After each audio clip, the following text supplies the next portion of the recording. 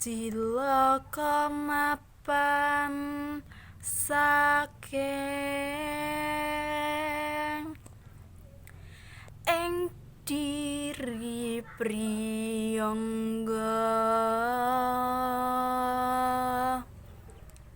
dudu saka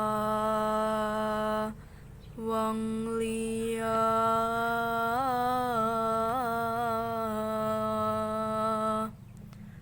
pramila ten ngati ati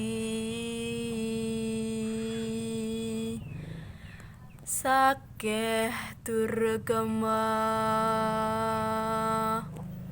singgana